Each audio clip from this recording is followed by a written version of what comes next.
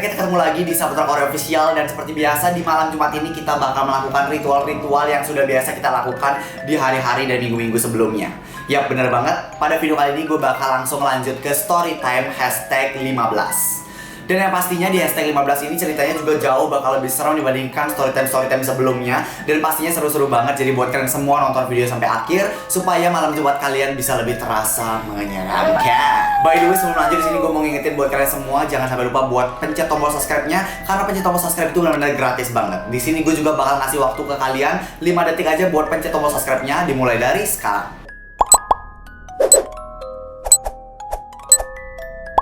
Oke guys, thank you banget buat kalian semua yang udah mau pencet tombol subscribe-nya. Dan sekarang sebelum mulai videonya, di sini gue mau mengingatkan buat kalian semua supaya suasananya lebih terasa mencengkam. Coba kalian dengerin video ini sambil menggunakan earphone atau headset, oke? Oke, kita langsung masuk ke cerita yang pertama.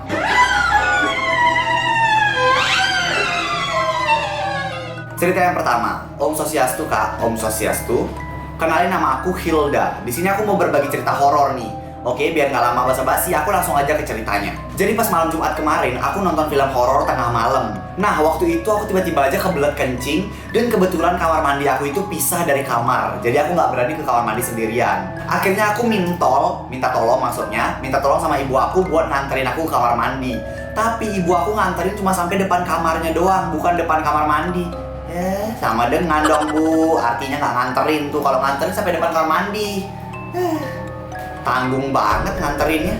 Nah, pada saat itu aku memberanikan diri buat ke kamar mandi sendirian. Singkat ceritanya, saat aku kencing, pintunya itu sengaja aku buka kan. Terus tiba-tiba aja pas saat aku ngeliat keluar, aku ngeliat ada ekor panjang banget yang bergelantungan di atas genteng rumah aku. Ekornya itu panjang banget Kak, tapi samar-samar gitu. Dan pas aku mau ke kamar, tiba-tiba aja ekor itu pindah ke dapur aku. Padahal di komplek perumahan itu nggak ada yang pelihara monyet ataupun nggak ada yang ngelihat monyet lepas gitu loh. Mungkin maksud dia itu di sana nggak ada yang pelihara monyet liar gitu ya. Dan juga daerah dia itu bukan daerah yang dekat konservasi monyet atau konservasi hewan-hewannya seperti kera gitu. Jadi benar-benar di sana mungkin perumahan yang emang jarang dilihat ada monyet gitu ya maksudnya ya. Nah, pada saat itu kaki dan tangan aku tiba-tiba gemeteran melihat ekor itu. Dan pada saat itu aku langsung lari ke tempat tidur serta langsung berkerudung pakai selimut. Wow, ini ceritanya ini pernah gue alamin sebenarnya. Pernah gue alamin di daerah sini. Dulu juga pernah katanya ngelihat ada hewan yang sebenarnya nggak pernah ada di sini. Dan biasanya itu di Bali orang-orang mengenalnya dengan istilah duwe. Biasanya orang-orang bakal bilang, oh itu nak duwe tuh.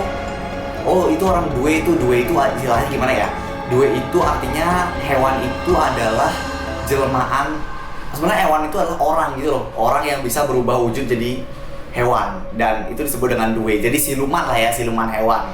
Siluman manusia yang berbentuk hewan gitu loh. Paham gak sih? Oke, kalau nggak paham terserah lah. Intinya kita bakal lanjut ke cerita yang kedua.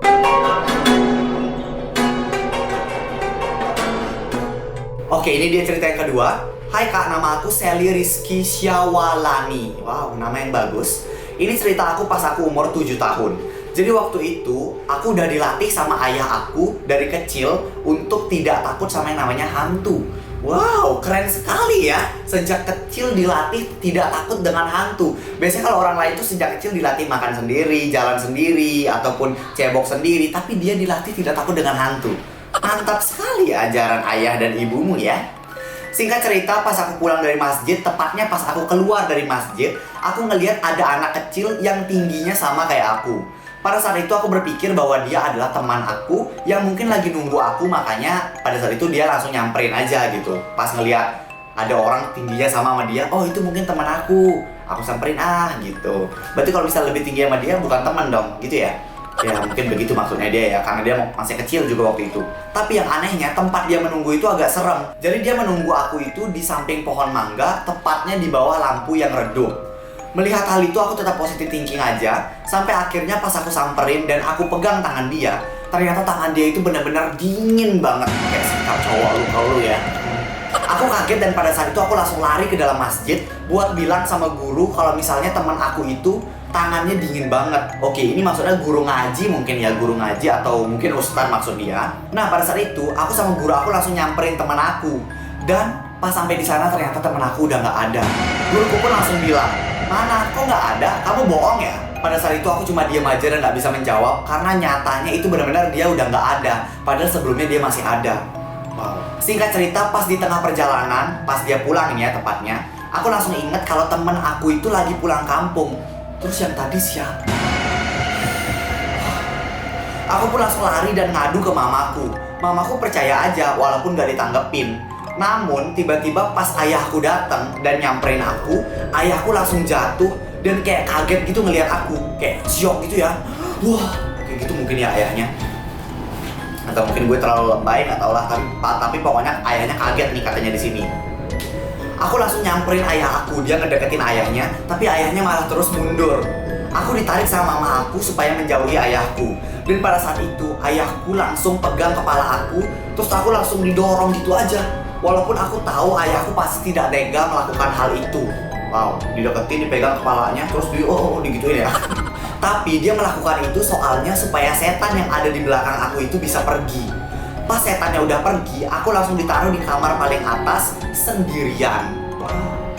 Ayahnya kok ditaruh sendirian ya? Padahal anaknya ditauin lagi ada setan tuh di belakang. Kenapa ditinggal sendirian coba? Oke, saya juga tidak paham dengan caranya melatih anaknya ya. Oke, terus habis itu dia ditinggal sendirian tuh di atas. Dan ayahnya bilang sama aku, jangan buka pintu kalau ada orang yang mengetuk. Aku pun nurutin perkataan dia dan tiba-tiba pas jam 10:30 malam ada yang ngetok aku. Tadinya aku mau buka pintunya, tapi aku ingat kata ayah aku. Di situ aku benar-benar takut dan merinding dan aku pun langsung menangis. Ayah yang dengar suara tangisan aku pun langsung naik ke kamar atas dan ngeliat pintu kamarku yang udah terbuka. Ayahku langsung lari nyamperin aku dan bawa aku ke Ustadz. For your information, kata ayah tadi, pas aku pulang, ayahku itu ngeliat aku itu lagi gendong kuntilanak merah. Sedih banget anjir. Dan wajah kuntilanak itu penuh darah. Dan dia juga tersenyum lebar sehingga gigi taringnya itu terlihat. Pak Ustadz bilang bahwa anak kamu itu hampir aja dibawa ke alam lain. Karena kuntilanak merah itu punya kisah yang pilu banget. Sebenarnya si kuntilanak merah itu meninggal pada saat dia hamil, tepatnya setelah melahirkan anaknya. Namun posisinya si bayi yang dia lahirkan itu masih hidup, sedangkan si kuntilanak merah ini sudah meninggal. Dan pas bayinya itu diambil sama ayahnya, ternyata ayahnya itu nggak mau punya bayi dan nggak suka sama bayinya itu. Akhirnya bayinya pun ikut dibunuh. Kejam banget anjing, setan nih yang cowok nih. Anjar. Hantunya juga sedih. Dan dia akhirnya mau membawa aku buat dijadikan anaknya. Untung aja ayahnya aku udah ngusir hantunya dan akhirnya nggak jadi. Wow, di situ kalau yang cowok tuh kurang ajar sih. Kasihan anjir yang kuntilanak merahnya itu. Maksudnya kayak kalau lu nggak mau punya anak ya nggak usah gitu-gitu. Setan nih. Emang kebanyakan cocok jahat itu cuma nyari enaknya aja kan. Kalau misalnya udah gitu ditinggal atau enggak disuruh ngegugurin, disuruh ngebunuh, terus endingnya jadi kayak begini. So sad banget. Oke, lanjut cerita yang ketiga. Hai guys, sebelum lanjut disini gue mau ngasih info penting nih buat kalian, khususnya buat kalian semua yang mau tahu seperti apa sih platform investasi trading yang adil dan dapat dipercaya. Nah, sekarang gue bakal tunjukin nih ke kalian. Yang pastinya platform yang bisa bantu gue untuk dapat income tambahan itu adalah Binomo. Binomo adalah sebuah aplikasi investasi trading yang adil. Nah, caranya itu kita harus pelajari atau analisa arah grafik dan melihat apakah grafiknya itu akan naik atau turun. Dan di sini aku bakal langsung aja invest 140.000. Oke, sekarang kita bakal lihat bersama-sama apakah ini bakal sukses atau enggak. Ya. Dan yes, berhasil guys. Investasi di Binomo bisa banget buat jadi kesibukan baru gue dan untuk nambah-nambah income tambahan. Kamu bisa mulai dengan modal mulai 140.000 dan kamu bisa berpotensi mendapatkan income tambahan. Nah, dan sekarang di sini gue mau ngasih lihat ke kalian sejarah penarikan uangnya. Kalian tinggal pilih garis 3 di kiri atas ini dan klik balance atau saldo. Dan jika kalian menggunakan Android, pilih icon dompet di kanan atas ya. Nah, untuk kamu yang mau investasi di Binomo harus berumur 18 tahun ke atas ya guys. Dan ingat, yang namanya investasi itu emang ada resikonya. Jadi kalian juga harus ingat bahwa modal kalian itu bisa beresiko. By the way, Binomo juga menyediakan trading yang adil untuk semua. Pastikan kalian cek terus update terbarunya dari agen rahasia Binomo yang akan memastikan kalian akan mendapatkan pelatihan dan pemahaman tentang trading. Untuk informasinya kalian bisa langsung klik link yang ada di bawah ya. Nah, khusus buat kalian semua para subscriber gue dan juga penonton video ini, gue punya kode promo nih, yaitu StayFair 4. Jadi tulisannya itu STAYFAIR STAYFAIR 4. Nanti gue tulis di sini ya. Nah, kode itu bisa kalian gunakan untuk mendapatkan bonus deposit di akun kamu. Jadi tunggu apa lagi? Yuk langsung download aplikasi Binomo atau klik link yang ada di description box di bawah. Binomo, trading yang adil untuk semua orang. Tapi tunggu sebentar nih, sebelum lanjut ke cerita selanjutnya, di sini gue mau ngasih info tambahan. Jadi Binomo itu juga lagi ngadain campaign charity loh guys. Dengan aksi cepat tanggap atau ACT, mereka akan membantu orang-orang yang membutuhkan bantuan di Indonesia. Mendengar informasi ini, gue jadi lebih pede nih buat investasi di Binomo. Karena selain invest, gue juga tahu Binomo itu bisa membantu sesama melalui ACT guys. Dan guys, sekarang gue juga mau nunjukin ke kalian foto-foto Binomo dan juga ACT di acara kemarin. Ini dia.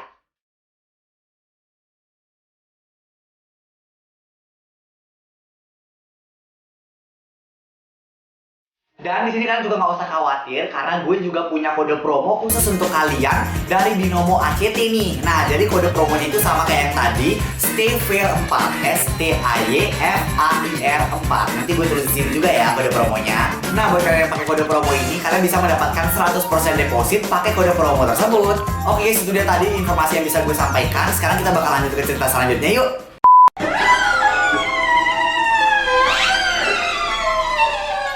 Oke, jadi dia cerita yang ketiga. Halo kak, nama aku Abadi. Abadi kayak nama toko di sini dong, ada toko Abadi. Pas kelas 4 SD, aku dan 30 teman lainnya berkemah di sekolah. Hebat loh ya, anak SD kelas 4 udah dibolehin kemah di sekolah. Gue waktu SD boro-boro kemah, main ke rumah teman aja nggak boleh. Lagian gue waktu SD tuh pramuka, ini kan kemah pramuka nih kata dia ya. Kalau gue waktu SD pramuka itu masih nyanyi-nyanyi doang. Sampai-sampai gue bingung, ini ekstra pramuka apa paduan suara nih. Waktu pramuka nyanyi mulu di tengah-tengah hutan, di bawah langit biru, pokoknya nyanyi gitu doang. Setiap minggu ekstra nyanyi. Lama-lama jadi Raisa gue nih kalau terus-terusan ikut pramuka waktu SD. Untung aja gue langsung berhenti tuh kelas berapa tuh ikut pramuka. Oke lanjut. Sore harinya pada saat itu kami pun langsung memasang tenda yang di dalamnya itu muat 2 sampai dengan 3 orang. Malam hari pun tiba dan kami pun duduk dengan teman-teman lainnya mengelilingi api unggun. Dan kami pun menyanyikan lagu-lagu kepramukaan. Oh mungkin lagu-lagu kayak api kita sudah menyala gitu kali ya. Dan tiba-tiba saja dengan tidak sengaja aku melihat wajah pucat di belakang temanku. Aku pun sontak kaget, tapi teman-temanku tidak ada yang menyadari hal itu. Dan aku pun kembali melihat hal itu, tapi sosok itu pun langsung hilang begitu saja. Aku pun mencoba untuk berpikir positif, mungkin aja aku salah lihat. Dan akhirnya jam pun sudah menunjukkan pukul 10 dan kami pun disuruh oleh bapak ibu guru untuk masuk ke tenda masing-masing dan tidur. Pada saat itu tendaku itu hanya muat untuk 2 orang, jadi aku hanya tidur berdua dengan temanku saja dikarenakan tendaku kecil. Saat tidur kami diperintahkan oleh guru untuk tidak memadamkan api unggun tersebut. Dan kami pun tidur sekitar jam 12 malam, tapi aku masih belum bisa tidur juga. Dan tiba-tiba saja aku mendengar ada suara api yang disiram pakai air. Karena aku agak dekat dengan api unggun itu, jadi aku bisa mendengarnya. Oh jadi api yang disiram pakai air itu suaranya kayak gitu kali ya. Oke lanjut. Tapi aku tidak mendengar ada langkah kaki. Pokoknya terasa sepi banget, kayak nggak ada orang yang dengar selain aku. Karena udah malam banget, aku pun langsung tidur. Tidak lama lagi ada suara ranting jatuh keras banget.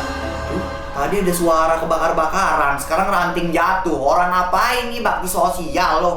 Rame banget malam-malam jam 12. Oke. Akhirnya aku dan temanku pun bangun dan kami pun memutuskan untuk keluar tenda dan melihat apa yang terjadi di luar. Kami pun melihat ada siswa laki-laki yang sedang duduk sendirian dan kami pun bertanya, "Kamu kenapa malam-malam di sini?" "Aku ngelonte, say." Canda. Lanjut. Namun dia hanya terdiam dan kami pun takut karena pada saat itu suasananya sepi banget dan gelap banget. Akhirnya kami pun lari menjauh dan setelah agak jauh kami pun melihat kembali dan siswa itu pun sudah hilang. Aku mentafsirkan mungkin saja dia yang memadamkan api tadi. Tapi yang membuat aku heran adalah aku tidak pernah melihat wajah siswa tersebut di sekolah ini. Kami pun lanjut tidur dan pada siang harinya aku pun menceritakan kejadian itu kepada bapak ibu guru. Dan ternyata hal itu katanya sudah biasa terjadi setiap ada perkemahan. Karena makhluk itu memang mau ikut berkemah dengan kita dengan cara mengganggunya. Oke lanjut cerita yang terakhir.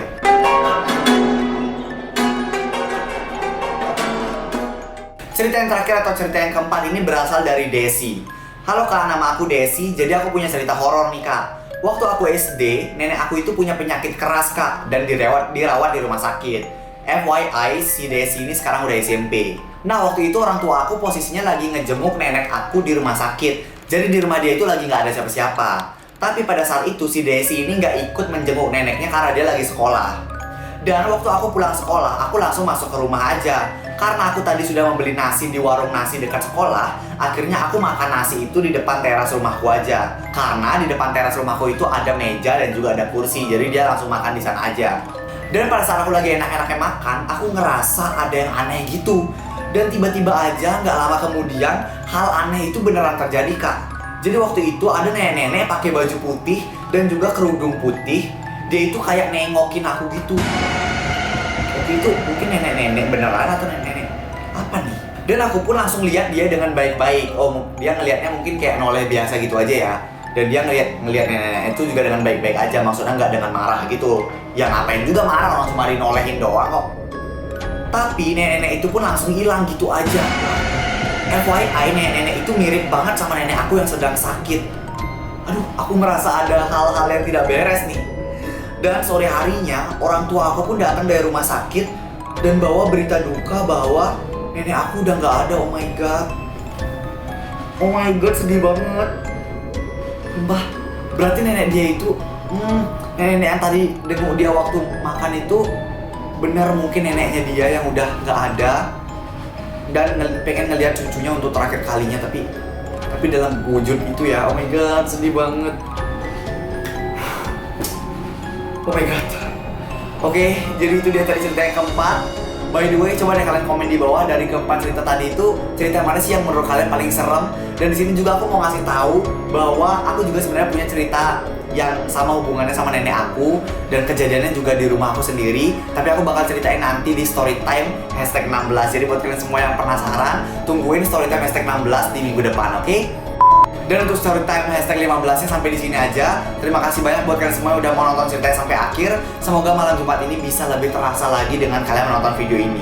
Dan juga buat kalian semua yang punya kritik, saran, pendapat, ide konten dan lain sebagainya, kalian bisa langsung menyampaikannya ke WhatsApp yang ada di sini atau bisa juga langsung lewat email, oke? Dan juga di sini gue mau ngingetin buat kalian semua yang belum pencet tombol subscribe-nya, buruan dipencet sekarang juga karena mencet tombol subscribe itu benar-benar gratis banget tanpa pungutan biaya. Serta jangan sampai lupa juga buat kalian semua untuk nge-share video ini ke grup-grup yang ada di WhatsApp kalian supaya makin banyak lagi orang yang tahu bahwa gue punya channel YouTube dan channel YouTube gue seru banget buat diikutin. Oke? Itu ya dari gue, sampai jumpa di video berikutnya. Bye. Selamat malam Jumat.